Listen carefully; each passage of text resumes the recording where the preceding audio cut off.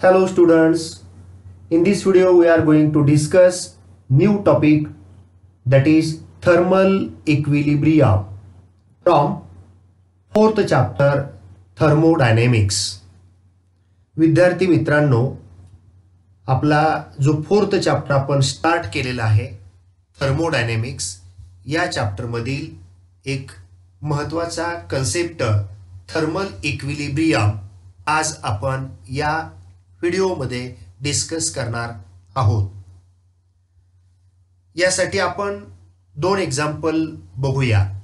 Thermal इक्विलिब्रियमचा topic discuss करण्यासाठी आपण सुरुवातीला फर्स्ट एक्झाम्पल या ठिकाणी बघूया. एका भांड्यामध्ये रूम टेम्परेचरला या ठिकाणी पाणी भरलेलं आहे बघा. या पाण्यामध्ये एक आईस क्यूब या ठिकाणी घेतलेला आहे, डायग्राम मध्ये दाखवलंय बघा.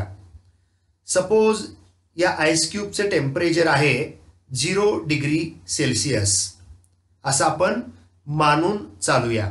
आपण असं कन्सिडर करूया. थोड्या वेळात तुम्हाला जाणवेल की तो आईस क्यूब जो आहे ना तो मेल्ट होईल, म्हणजे तो बर्फाचा तुकडा पाण्यामध्ये टाकलेला आहे तो वितळेल. तो मेल्ट का झाला तर आईस क्यूबचं टेम्परेचर आहे ते 0 डिग्री सेल्सिअस एवढं आहे. आणि या वॉटरचं जे टेम्परेचर आहे, आजूबाजूचं जे पाणी आहे त्याच्यामधलं, त्या पाण्याचं त्या वॉटरचं टेम्परेचर किती आहे तर जे काही त्याचं रूम टेम्परेचर असेल ना तेवढं साधारणतः ते असेल. उदाहरणार्थ फॉर एक्झाम्पल 25 डिग्री सेल्सिअस. थोड्या वेळात काय होतं तर या वॉटर कडून आईसला हीट ट्रान्सफर होते. कुणीकडून कुणीकडे ट्रान्सफर होते तर वॉटर कडून त्या आईस कडे हीट ट्रान्सफर होते. तर वॉटर कडूनच हीट आईस कडे का ट्रान्सफर झाली बरं तर तुम्हाला माहित आहे की हीट जी असते ना ही नेहमी हायर टेम्परेचर कडून लोअर टेम्परेचर कडे ट्रान्सफर होत असते.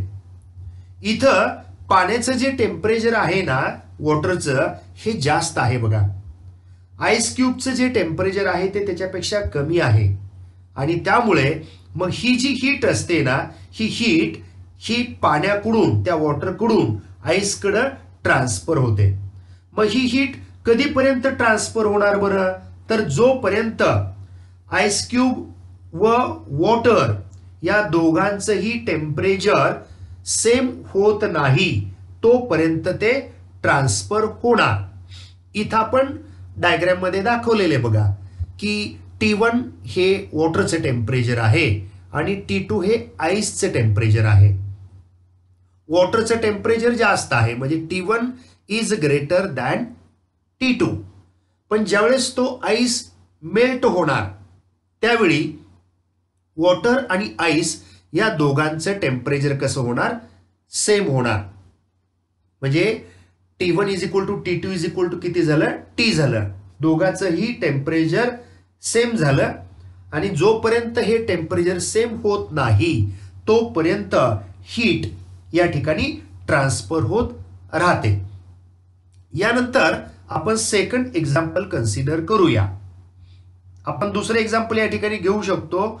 जर गरम पाण्यामध्ये गार पाणी जर आपण मिक्स केलं, हॉट वॉटर आहे आणि कोल्ड वॉटर आहे हे एकमेकांमध्ये मिक्स केलं तर त्यावेळी हॉट वॉटरकडं हीट जी आहे ना ती जास्त आहे बघा.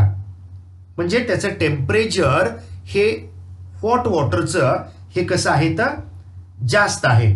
आणि कोल्ड वॉटरकडं जे टेम्परेचर आहे ना कोल्ड वॉटरचं ते कमी आहे.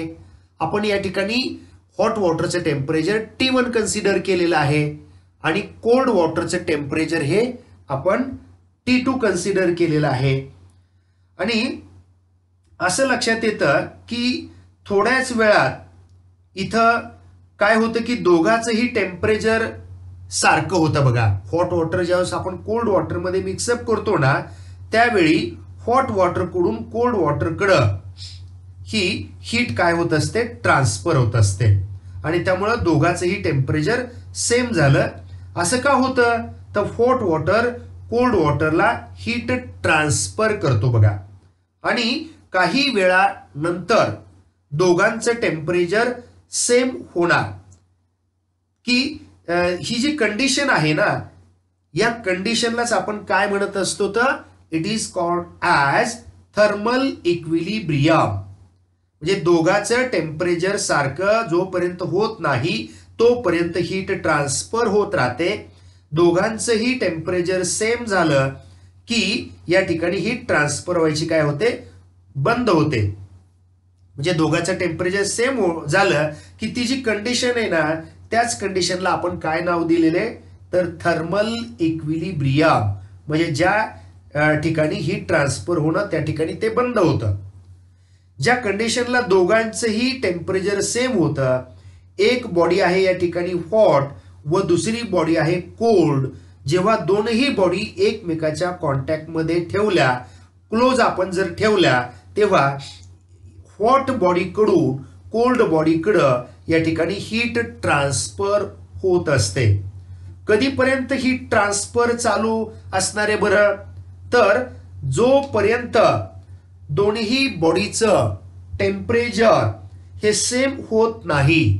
म्हणजे पहिल्या बॉडीचं टेम्परेचर T1 आहे हॉट बॉडीचं, कोल्ड बॉडीचं टेम्परेचर T2 आहे, हे सेम होतं दोघांचं. म्हणजे T1 is equal to T2 is equal to किती होणार, T होणार. म्हणजे दोघांचं टेम्परेचर सारखं होणार. ज्या केसला दोन्ही बॉडीचं टेम्परेचर सेम होतं त्याच कंडिशनला आपण काय म्हणत असतो तर thermal equilibrium. It is called as thermal equilibrium.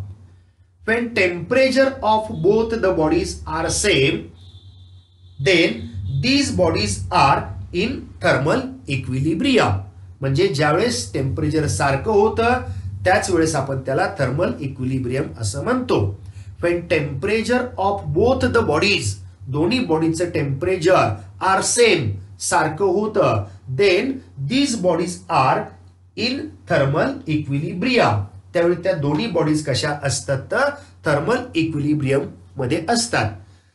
जेव्हा जेव्हा दोन बॉडीज या थर्मल इक्विलिब्रियम मध्ये आहेत असं आपण म्हणतो, तेव्हा दोन्ही बॉडीचं टेम्परेचर हे सेम आहे व इथं या ठिकाणी हीट ट्रान्सफर होत नाही.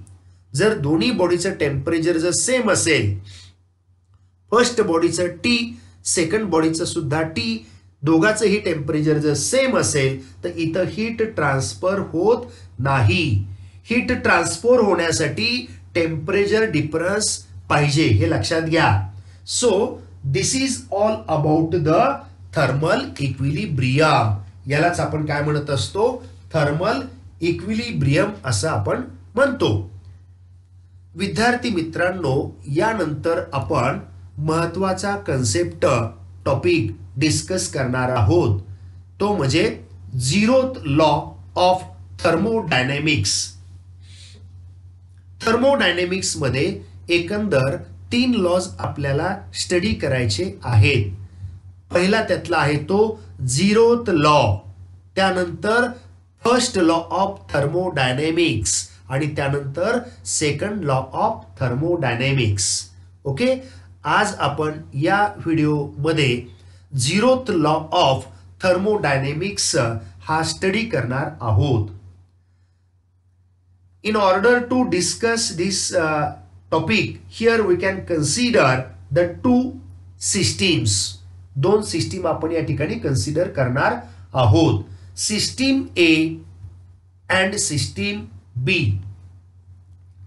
These two systems are separated by a wall.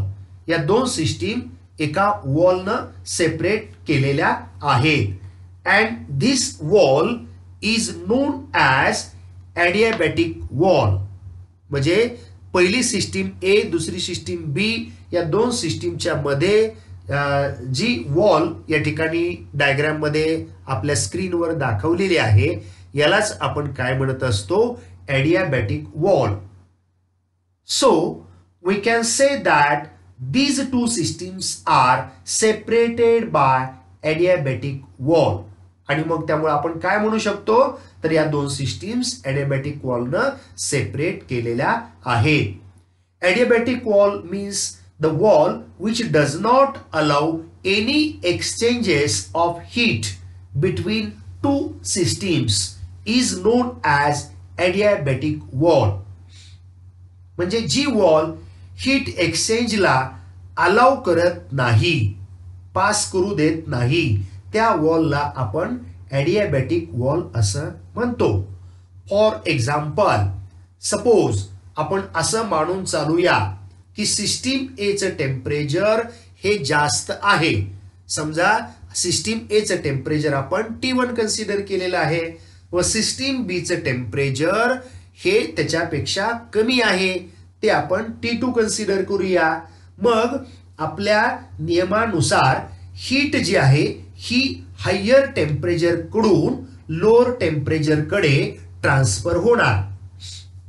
म्हणजे सिस्टीम ए कडून सिस्टीम बी कडे हीट ट्रान्सफर झाली पाहिजे. परंतु दोघांच्या मध्ये ॲडियाबॅटिक वॉल आहे. हे आपण डायग्राम मध्ये पाहिलं की जी हीट एक्सचेंजला अलाउ करत नाही, हीट एक्सचेंज होऊ देत नाही. म्हणजे जरी या दोन बॉडीचं टेम्परेचर हे डिफरंट असेल तरी सुद्धा ही हीट ए कडून बी कडे जाऊ शकणार नाही. किंवा फॉर एक्झाम्पल बीचं टेम्परेचर जर जास्त असेल तर हीट बी कडून कुणाकडे येणार, ए कडे सुद्धा येऊ शकते, बरोबर आहे ना. पण ती मध्ये ॲडियाबॅटिक वॉल असल्या कारणामुळं ती हीट बी कडून ए कडे सुद्धा येऊ शकणार नाही, because of this adiabatic wall. Okay. आता यानंतर आपण सेकंड फिगर कन्सिडर करूया. Consider another system is suppose system C. आपल्याला सिस्टीम ए माहिती आहे, बी माहिती आहे. आता आपण तिसरी सिस्टीम या ठिकाणी कन्सिडर करूया, system C. And this system is separated from system A and B with diathermic wall. म्हणजे या ठिकाणी डायग्राम मध्ये दाखवल्याप्रमाणे सिस्टीम ए आणि सिस्टीम बी या दोघांच्या मधली जी वॉल होती त्याचं काय नाव दिलं होतं, ॲडियाबॅटिक वॉल. आता तिसरी सिस्टीम आपण या ठिकाणी कन्सिडर करत आहोत, सिस्टीम सी. ही सिस्टीम सी जी आहे ती ए आणि बी या दोघांच्या ए बी आणि सी यांच्या मध्ये दाखवलेली आहे बघा. म्हणजे याचा अर्थ ही मधली सी सिस्टीम जी आहे ना त्यांच्या मधली जी वॉल आहे त्याला डायथर्मिक वॉल असं आपण म्हणत असतो. म्हणजे या ठिकाणी असं कन्सिडर केलेलं आहे की this system C is separated from system A and B. A आणि बी या सिस्टीम पासून सी सिस्टीम ही सेपरेट केलेली आहे. ज्या वॉल मुळे सेपरेट केलेली आहे त्या वॉलला नाव दिलेलं आहे डायथर्मिक वॉल.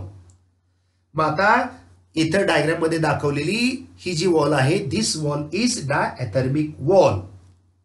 म्हणजे काय बरं तर this wall is exactly opposite to the diathermic wall. It means which allows the heat exchange between the two systems. म्हणजे ही जी वॉल आहे ना ही हीट एक्सचेंज काय करते, अलाउ करते. तसं ॲडियाबॅटिक वॉल अलाउ करत नाही. डायथर्मिक वॉल ही काय करते तर हीट एक्सचेंज दोन सिस्टीम मध्ये अलाउ करते.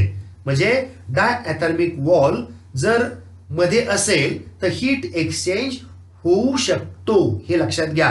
इकडून तिकडे हीट, तिकडून इकडे हीट एक्सचेंज केली जाऊ शकते. आपण असं मानून चालूया की एचं टेम्परेचर सिस्टीम ए आहे ना, सिस्टीम ए, त्या सिस्टीम एचं जे टेम्परेचर आहे ना तर ते जास्त आहे व सीचं टेम्परेचर जे आहे ना तर ते कमी आहे. तर हीट काय होणार, मग इथं एक्सचेंज होणार. मग कुठून कुठं एक्सचेंज होणार तर higher temperature to lower temperature. It means from system A towards system C. A system कडून सी सिस्टीम कडे हीट एक्सचेंज होणार. दिस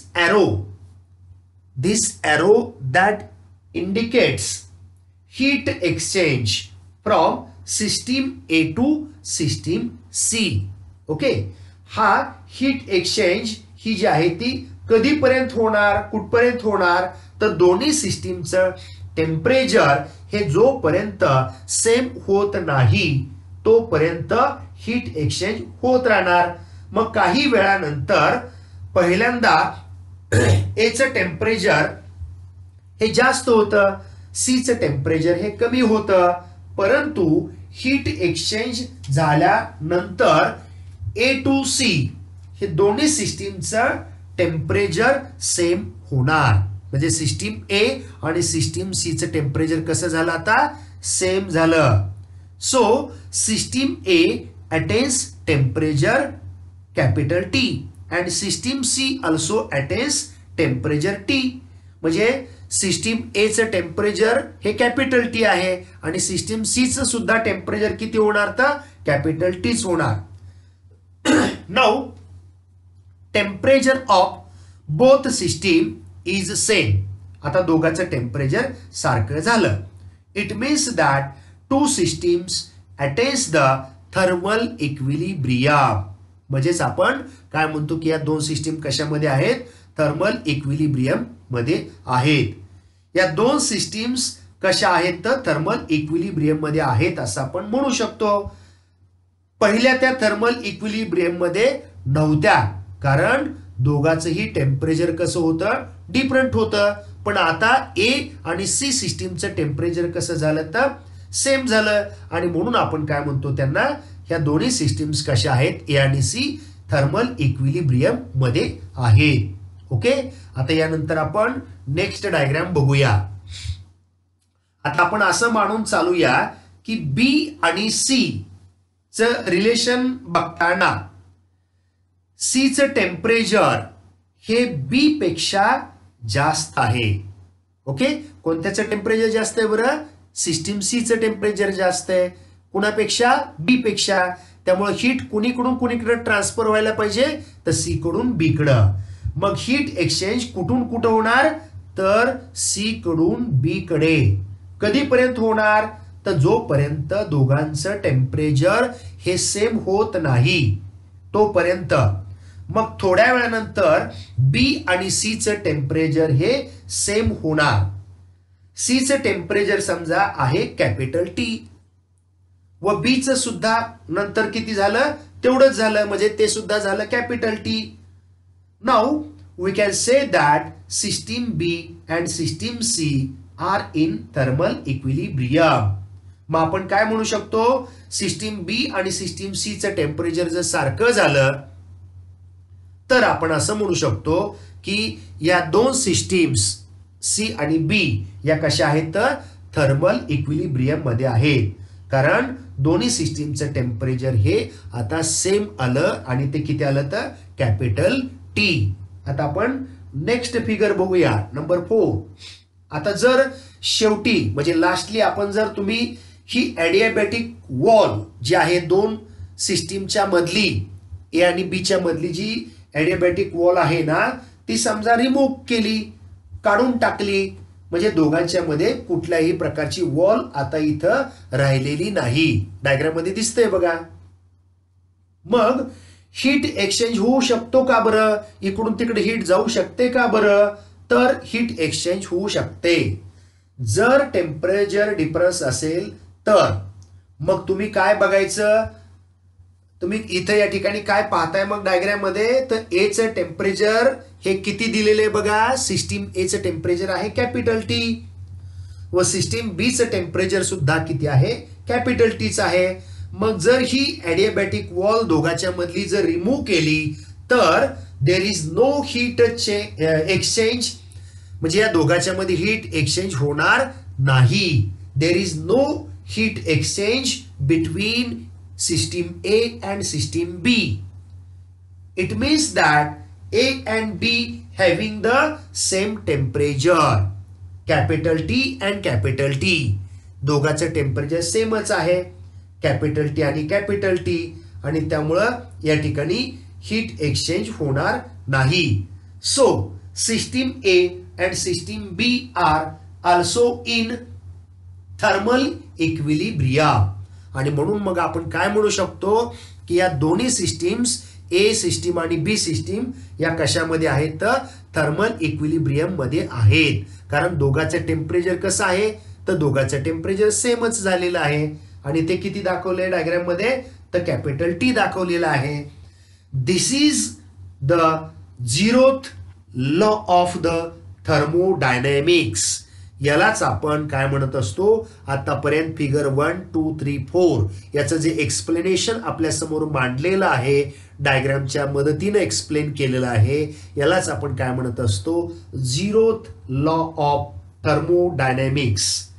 तर काय सांगतो हा 0th लॉ ऑफ थर्मोडायनॅमिक्स तर जर ए आणि सी हे थर्मल इक्विलिब्रियम मध्ये जर असतील तर बी आणि सी थर्मल इक्विलिब्रियम मध्ये जर असतील तर 100% ए आणि बी सुद्धा थर्मल इक्विलिब्रियम मध्ये असणारच.